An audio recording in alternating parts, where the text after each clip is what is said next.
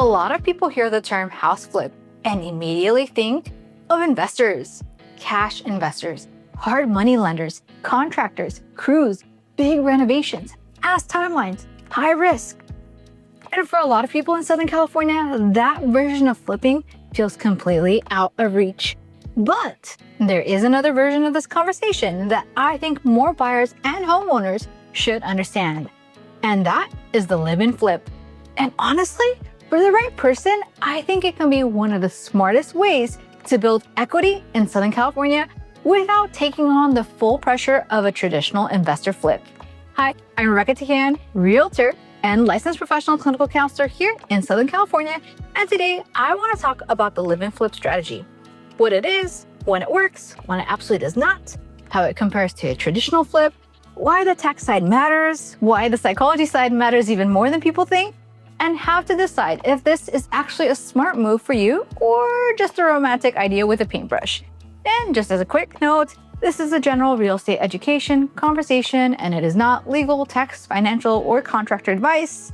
Of course, any decision involving renovation, resale, owner occupancy, and taxes should be reviewed with the right professionals for your specific situation, as each situation is personal. So let's start with the most basic question. What is a live-in flip?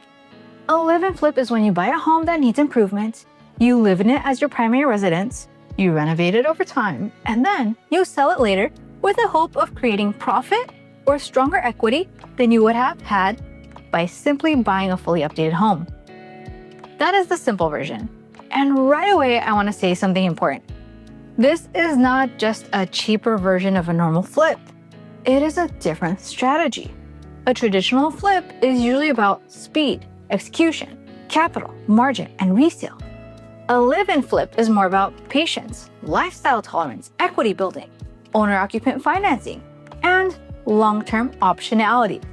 That is a huge difference because the second you are living in the house, the entire experience changes. The timeline changes. The emotional experience changes. The renovation decisions change. The pressure changes, and your tolerance for mess starts mattering a lot more than people think. Now, why do I think this strategy is worth talking about in Southern California? Because in a lot of Southern California markets, buyers are stuck between two painful options. Option one, buy the beautiful turnkey house and pay a premium for someone else's finishes. Option two, buy the fixture and feel overwhelmed by what it is going to take. And I think a live-in flip can sometimes create a third option. Not always, but sometimes. It can let someone buy a property with upside, use owner-occupied financing, improve the house over time, learn the property more slowly, and potentially create meaningful equity through smart updates instead of just paying top dollar for someone else's remodel and someone else's decisions. That is a very real advantage. And the tax side is part of what makes the strategy so interesting.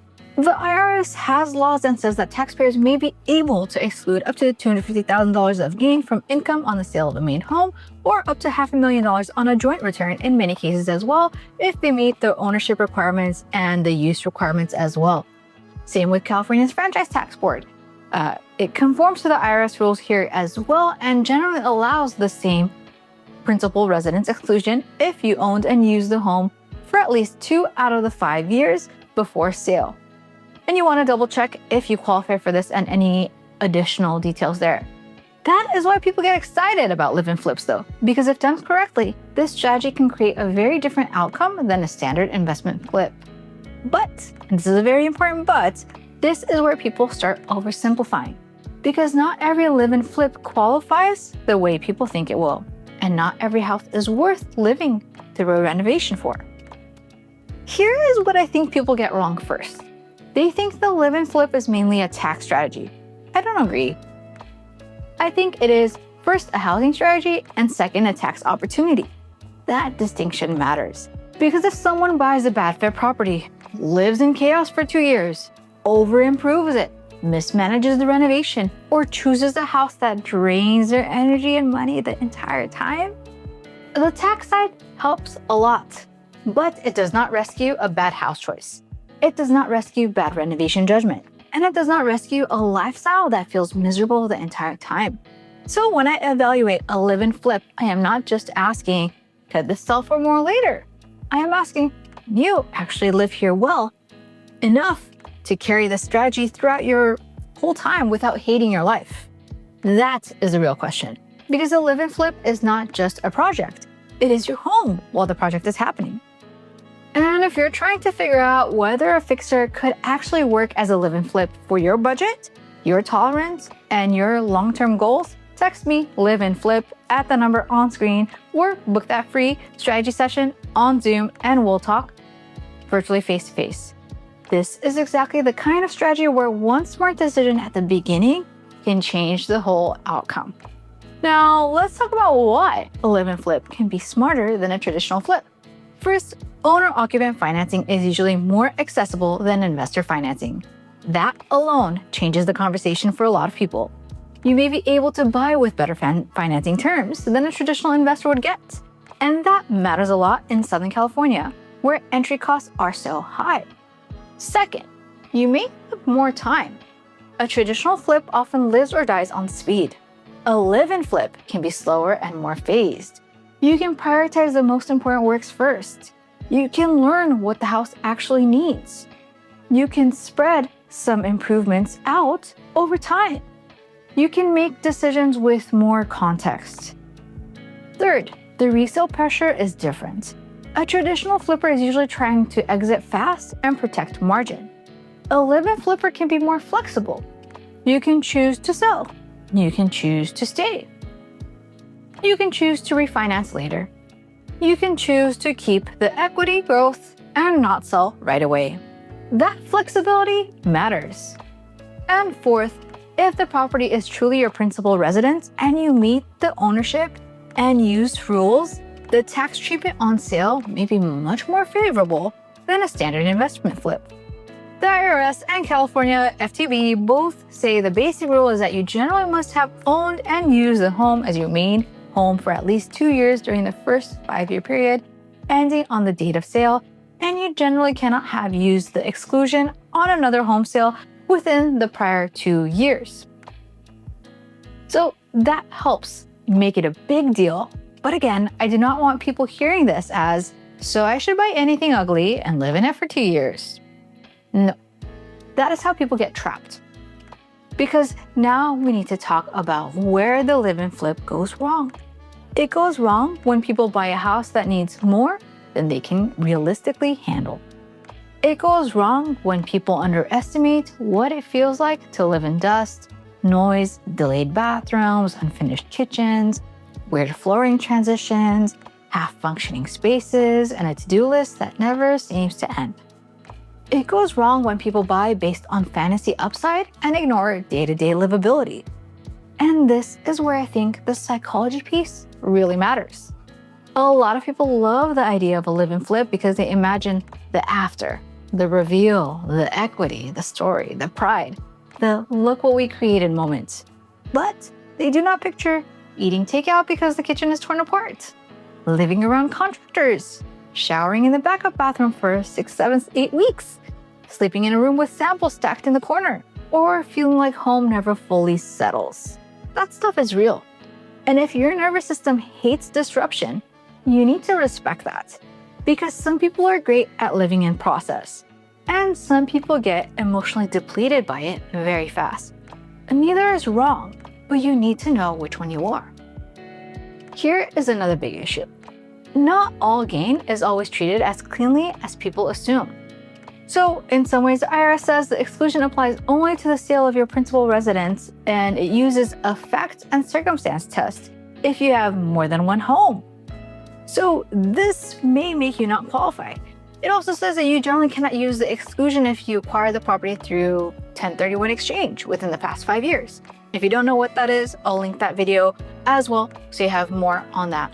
And if part of your home was used for business or rental or depreciation was claimed, the tax treatment can get more complicated, so working from home may make that an issue. The IRS also talks about the way that some exclusions don't apply, where all the gain of the property, if it wasn't your principal residence, if you have multiple properties, if Certain parts will allocate it to non-principal residence periods, especially changes after 2008 and 1997 in terms of depreciation. They generally can't be excluded. So this is why I do not want viewers treating this like a TikTok tax hack.